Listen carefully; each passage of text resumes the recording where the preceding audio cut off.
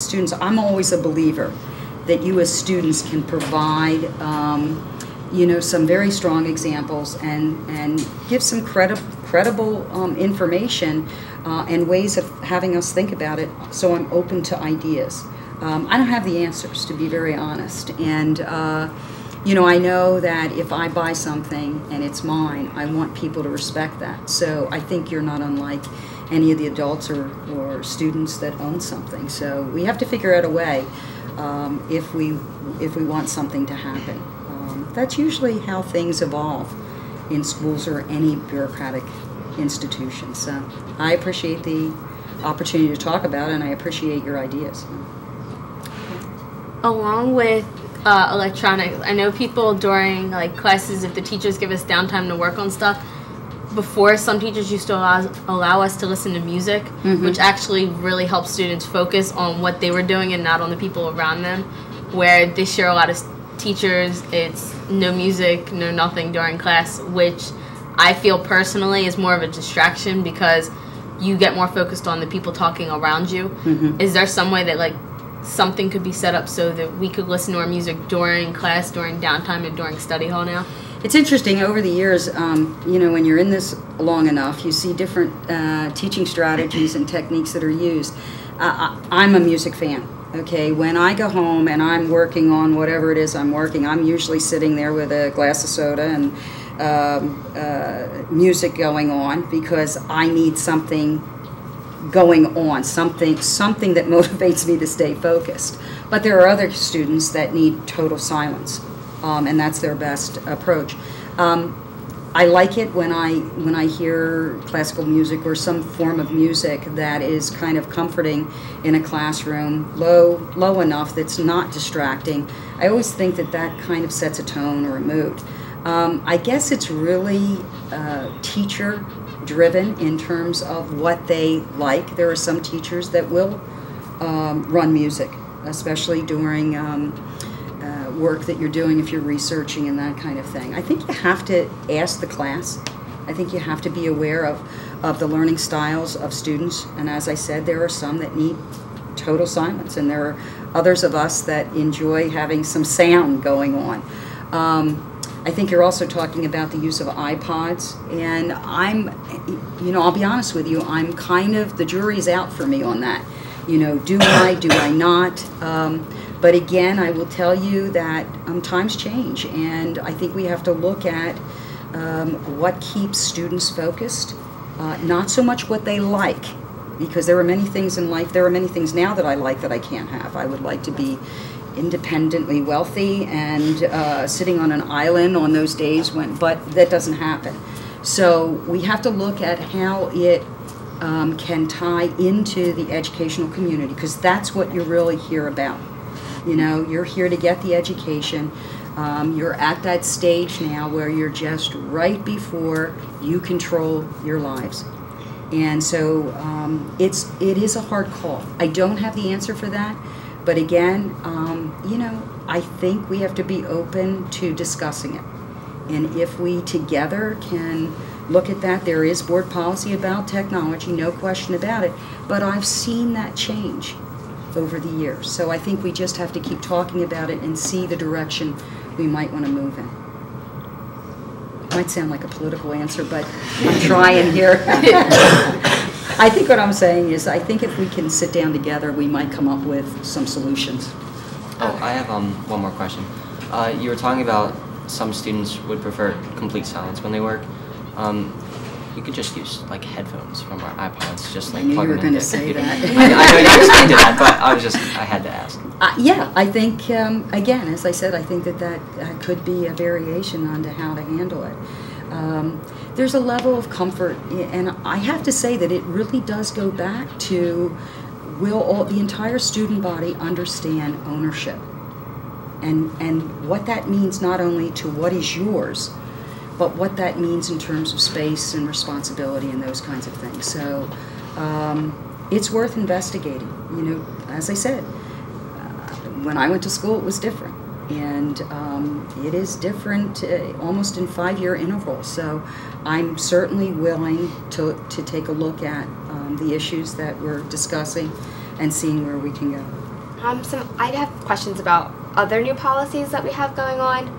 Firstly, being one that affects me on a daily basis, the no thermos allowed in school, or no drinks or water. I don't think there's any drinks or food. I don't know about food, but no drinks allowed throughout the school day outside of the lunchroom. And this is I understand sort of where it's coming from with health, safety, and I guess they're not bringing any contraband into the school, but I'm the type of person that drinks coffee every morning or tea or something, and I bring my thermos with me every day to school, except for now I'm not allowed to do that. So I was wondering the rationale behind that new rule.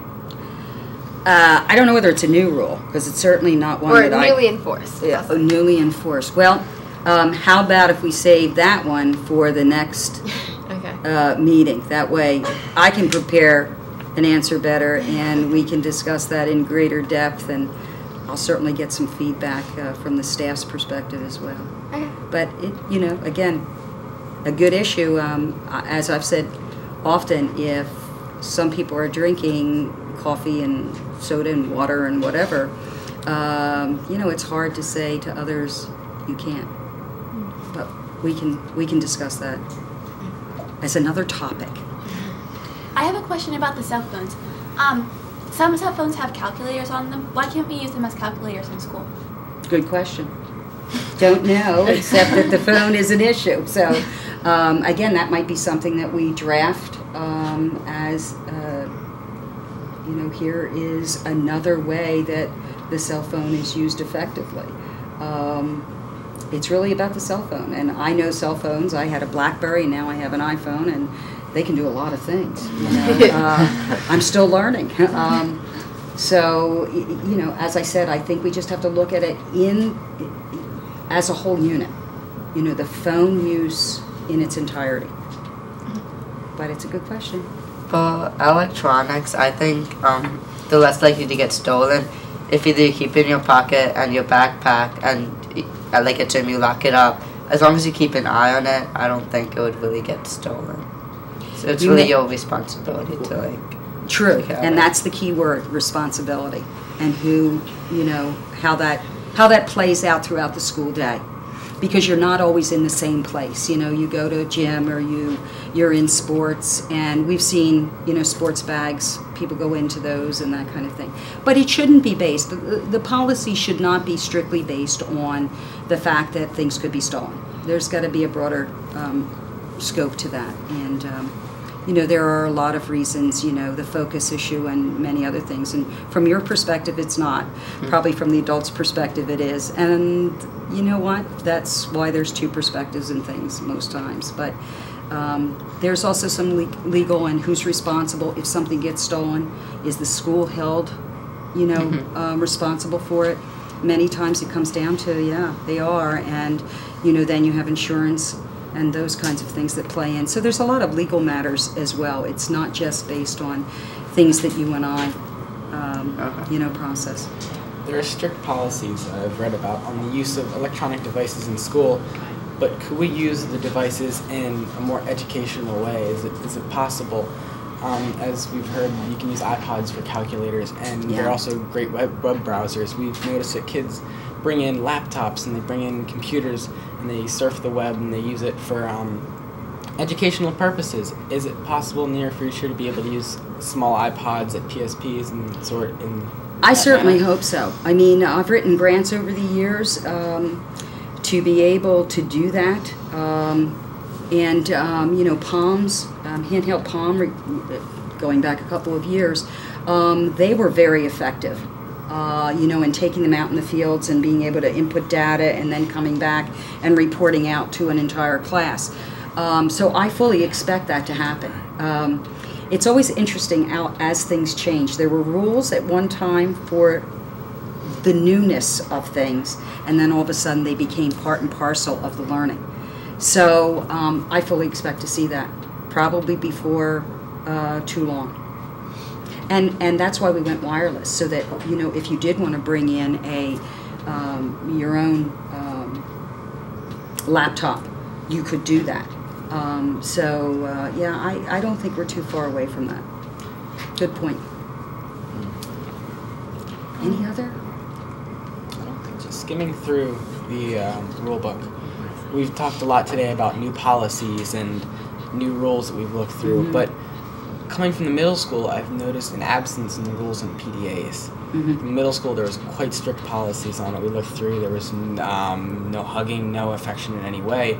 And coming to the high school, there's no rules whatsoever. So we're wondering, is there any takes the school has on A big step. So.